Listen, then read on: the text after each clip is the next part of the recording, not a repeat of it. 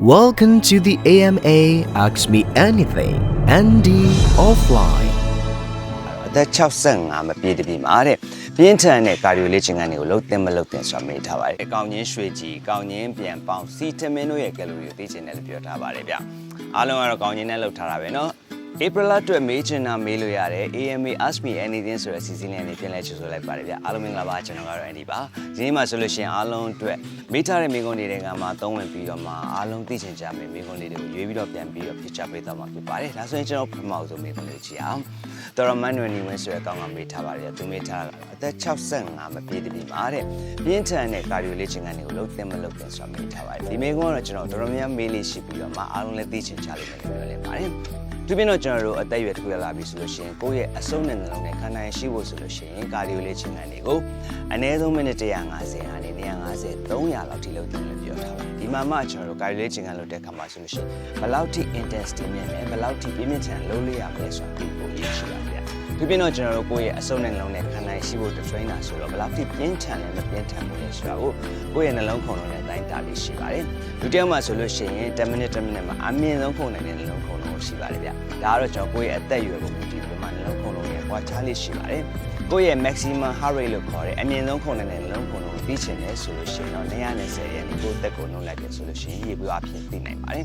မန်နွယ်နေဝင်လိုမျိုးအသက်65နှစ်အသက်အရွယ်မှာရှိတဲ့လူတစ်ယောက်ရဲ့10မိနစ်မှာအမြင့်ဆုံးခုန်နိုင်တဲ့နှလုံးခုန်လုံးဆိုလို့ရှိရင်155ချိန်လောက်ခုန်နိုင်ပါတယ်10မိနစ်ကို155ချိန်လောက်ခုန်နေဆိုတော့သူ့ရဲ့နှလုံးခုန်တဲ့အမြင့်ဆုံးပါဗျကျွန်တော်ဒီမှာမှ high intensity လို့ခေါ်တဲ့ပြင်းထန်တဲ့ကာဒီယိုလေ့ကျင့်ခန်းတွေလုပ်တဲ့အခါမှာဆိုလို့ရှိရင်ကျွန်တော်တို့ maximum heart rate ရဲ့80 to 90% လောက်ပဲဆိုလို့ရှိရင်120ကနေကျွန်တော်135လောက်ထိရောက်မဲ့နှလုံးခုန်လုံးကိုရောက်တယ်ဆိုလို့ရှိရင်ပြင်းထန်တယ်လို့ခေါ်လို့ရတယ်ဒီချိန်မှာဆိုလို့ရှိရင်တော်တော်များများကတော့နှလုံးခုန်လုံးကိုအဲ့ချိန်မှာဘယ်လိုသိနိုင်လဲဆိုတော့ဒီခါလေးကျရင်ကိုကApple Watch လို့မျိုးကျွန်တော်တို့ tracker တွေဝတ်ထိုင်လဲသိနိုင်တယ်ဒါမှမဟုတ်လို့ရှိရင်လည်းကျွန်တော်အဲ့ချိန်မှာစကားပြောကြည့်လဲသိနိုင်ပါတယ်ဗျလေ့ကျင့်ခန်းလုပ်နေရလို့ကျွန်တော်တို့စကားကိုခုနမျိုးစတိုက်ပြောလို့ရနေသေးတယ်ဆိုလို့ရှိရင်ကိုယ့်ရဲ့ intensity ကမမြင့်နေဘူးပြီးတော့မှလေ့ကျင့်ခန်းကိုကျွန်တော်တို့လုပ်နေတဲ့ခါလာအတွင်းမှာဆိုလို့ရှိရင်စကားကိုတကြောင်လောက်ထိစတိုက်ပြောနိုင်နေတယ်ဆိုလို့ရှိရင်လည်းကျွန်တော်တို့ကိုယ့်ရဲ့ intensity ကဆိုလို့ရှိရင် moderate လို့ခေါ်တဲ့သင့်မြတာတဲ့ကျွန်တော် intensity ထဲမှာပဲရှိသေးတယ်ဒီမှာမှစကားပြောတဲ့ခါမှာဆိုလို့ရှိရင်တစ်လုံးနှလုံးလောက်ပဲပြောနိုင်တယ်မေးတဲ့ခါမှာဆိုလို့ရှိရင်ရသေးလားဆိုရင်မရတော့ဘူးလားဆိုရင်ရသေးတယ်စသဖြင့်ကျွန်တော်တစ်လုံးနှလုံးလောက်ပဲပြောနိုင်တဲ့ intensity ဆိုလို့ရှိရင်တော်တော်ပြင်းထန်နေတဲ့လေ့ကျင့်ခန်းလေးလို့ပြောလို့ရတယ်မန်နွယ်နေဝင်တဲ့လေ့ကျင့်ခန်းလုပ်တဲ့ခါမှာဆိုလို့ရှိရင်အလောက်ထိအဆင့်အောင်လုပ်သလားအလောက်ထိဆင့်ဆိုရင်တော့ကျွန်တော်တို့အဲ့ဒီအသက်အရွယ်မှာတော်တော်လေးပြင်းထန်တယ်လို့ပြောလို့ရတယ်ဒီချိန်လိုမျိုးချိန်မျိုးမရောက်ဘူးဆိုလို့ရှိရင်တော့ကိုယ်ကစကားပြောကြည့်တဲ့အခါမှာဆိုလို့ရှိရင်ဝါကြတကြောင်လောက်ထိအေးဆေးပြောနိုင်နေရဆိုလို့ရှိရင်အဲ့ဒီ intensity က moderate intensity ကိုတင့်တော်တဲ့ intensity ဖြစ်တယ်လို့ပြောလို့ရပါတယ်ဗျနောက်တစ်ခုကြည့်လို့ရတာကတော့လေ့ကျင့်ခန်းတွေဘယ်လောက်ထိပြင်းထန်လဲမပြင်းထန်လဲဆိုတာကိုယ့်ရဲ့ခန္ဓာကိုယ်အမြဲတမ်းပြန်ပြီးတော့မှကိုယ့်ကိုသတင်းပေးလေးရှိတယ်လေ့ကျင့်ခန်းလုပ်တဲ့အခါမှာဆိုလို့ရှိရင်အရန်ပင်ပန်းလာတယ်ရုပ်တရက်မူးလာတယ်ဆိုလို့ရှိရင်ဒီလေ့ကျင့်ခန်းပိုးတက်တော်တော်လေးပြင်းနေပြီလို့ပြောလို့ရတယ်ပြီးတော့မှလေ့ကျင့်ခန်းလုပ်ပြီးသွားတဲ့အခါမှာဆိုလို့ရှိရင်လည်းပုံမှန်ဆိုလို့ရှိရင်လေ့ကျင့်ခန်းလုပ်ပြီးသွားလို့ရှိရင်ခွန်အားတွေပိုရှိလို့ခံစားရတယ်ညအိပ်ရာဝင်တဲ့အခါမှာလွယ်လွယ်ကူအိပ်ပျော်တယ်ဒါပေမဲ့ကျွန်တော်တို့အရန်ပြင်းထန်တဲ့လေ့ကျင့်ခန်းတွေလုပ်ပြီးသွားတဲ့အခါမှာဆိုလို့ရှိရင်ကိုကအမြဲတမ်းညောင်းချိနေတဲ့ခွန်အားတွေမရှိဘူးညအိပ်ရာဝင်ဖို့လည်းခက်ခဲတယ်အစားအသောက်စားလို့လည်းသိအဆင်မပြေဘူးဆိုလို့ရှိရင်တော့ကိုယ့်ရဲ့ခန္ဓာကိုယ်ကနေကိုယ့်ကိုသတင်းပေးနေတဲ့အကြောင်းအရာကကျွန်တော်တို့လေ့ကျင့်ခန်းလုပ်တာအရန်များနေပြီပြင်ပန်းနေပြီဆိုလည်းပြောရတယ်ဗျာဒါကြောင့်မို့ကျွန်တော်တို့ကိုယ့်ရဲ့အသက်အရွယ်တစ်ခုရောက်လာပြီဆိုလို့ရှိရင်အမြဲတမ်းကျွန်တော်မြင်ပြောတယ်လို့ listen to your body ကိုယ့်ရဲ့ခန္ဓာကိုယ်ကိုအမြဲနားထောင်ဖို့ရည်ကြည်တယ်ပြီးတော့မှကျွန်တော်ပြောတဲ့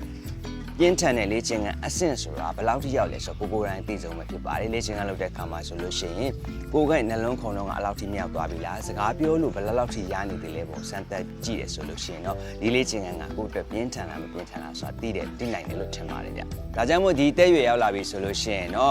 ့ကိုကအမြဲတမ်းလေ့ကျင့်ခန်းတွေလုပ်တယ်အစုံနှလုံးနဲ့ခန္ဓာရည်ရှိအောင်ပိုပြီးတိုးတက်လာအောင်လုပ်မယ်ကြွသားတွေပိုပြီးတန်မာလာအောင်လုပ်နေဆိုလို့ရှိရင်တော့တခြားကိုယ့်ရဲ့ရွယ်သူတွေနဲ့စားလို့ရှိရင်သွေးတိုးစီးကြိုစားတယ်စီးတွေမတော့ရဘူး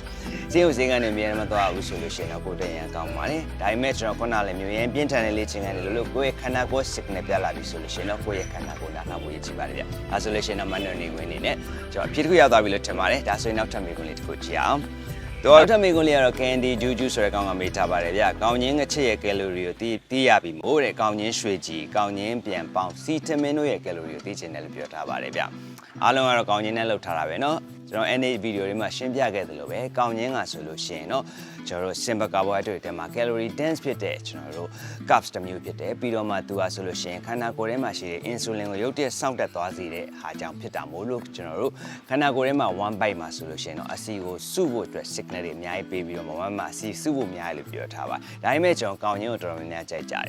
ဒါဆိုလို့ရှိရင်တော့ကျွန်တော်သူမေးထားတဲ့ကောင်းခြင်းရွှေချီမှာဆိုလို့ရှိရင် calorie ဘယ်လောက်ရှိလဲကောင်းခြင်းရွှေချီကတော့အလုံးသိတဲ့အတိုင်းပဲအုံလို့တွေတကြားတွေထောပတ်တွေများတယ်ကြောင့်မို့သူ့မှာဆိုလို့ရှိရင် calorie ကတော်တော်လေးများလို့ပြောလို့ရတယ်ကျွန်တော် serving size နဲ့ပြောမယ်ဆိုလို့ရှိရင်တော့စပွဲတင်စွန်းနဲ့ကျွန်တော်12စွန်းကနေ15စွန်းလောက်မှာဆိုလို့ရှိရင်တော့ calorie က350ကနေ500 calorie လောက်ရှိနေတယ်ဗျဒါဆိုလို့ရှိရင်ကောင်းခြင်းပြန်ပေါင်းကောင်းခြင်းပြန်ပေါင်းမှာဆိုလို့တချို့မှာဆိုရှင်အုံလို့ထည့်တာရှိရဲ့တချို့မှာဆိုလို့ရှင်ဘဲရီထည့်တာရှိရဲ့ဒါကြောင့်မို့ကျွန်တော်တို့သူ့ရဲ့12စွန်းကနေ15စွန်းလောက် serving size မှာဆိုလို့ရှင်တော့ calorie အဖြစ်ကျွန်တော်တို့300ကနေ450လောက်ရှိနေတယ်ဒါဆိုလို့ရှိရင်စီတမင်းမှာရောစီတမင်းကတော့အားလုံးသိတဲ့အတိုင်းပဲကောင်းခြင်းဇံကိုကျွန်တော်တို့ပေါင်းပြီးတော့မှစီနဲ့ပြန်ထိုးရကြမို့သူ့မှာဆိုလို့ရှိရင်ကျွန်တော် saturated fat တွေလည်းတော်တော်လေးများနေတယ်ဒါကြောင့်မို့ကျွန်တော်ဒီ3ခုထဲမှာဆိုလို့ရှိရင်သူ့ရဲ့ calorie အများဆုံးလို့ပြောလို့ရတယ်စီတမင်းမှာဆိုလို့ရှိရင်ကိုထည့်ထားတဲ့စီတွေပြီးတော့မှကျွန်တော်တို့ကောင်းခြင်းရဲ့ပမာဏပေါ်မူတည်ပြီးတော့မှကျွန်တော်တို့ထမင်းစားစွန်းနဲ့12စွန်းကနေ15စွန်းလောက်ဆိုလို့ရှိရင်တော့ calorie အပြင်900ကနေ900လောက်ထိရှိနိုင်ပါတယ်ဗျ။ဒါကြောင့်မို့ကောင်းခြင်းဆန်နဲ့လုပ်ထားတဲ့စားတွေကိုတော့ကျွန်တော်စားရဆိုလို့ရှိရင်တော့ moderate မှာပေါ့တင့်တော်တဲ့ပမာဏတစ်ခုလောက်ပဲစားတာကောင်းပါတယ်။ပြီးတော့မှကျွန်တော်မနေ့ပိုင်းမှာဆိုလို့ရှိရင်ခုလိုမျိုး calorie dense ဖြစ်တာစားပြီးလို့ဆိုလို့ရှိရင်တော့နေ့လယ်မှာဆိုလို့ရှိရင် carbs intake ကိုပြန်ပြီးချိန်ကြီးပြီးစားရဆိုလို့ရှိရင်တော့ကိုနေ့စဉ်သွားနေတယ်ကျွန်တော်ကျန်းမာရေးနဲ့ညီညွတ်တဲ့ဒါရဲ့ပုံစံတစ်ခုကိုမပြတ်သွားတော့ဘူးဗျာ။အဲကြောင့်မို့ကျွန်တော်တို့ candy ဂျူးဂျူးအနေနဲ့လည်းစားမယ်ဆိုလို့ရှိရင်တော့အမြဲတမ်းမစားဘဲနဲ့ကျွန်တော်တို့စားတဲ့အခါမှာဆိုလို့ရှိရင်ဒီနေ့ကွာဒါစားပြီးပြီဆိုလို့ရှိရင်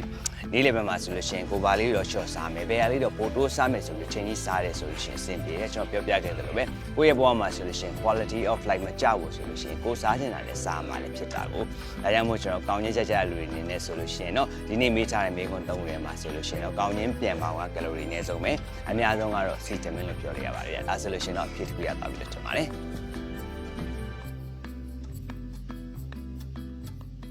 The AMA and Day Offline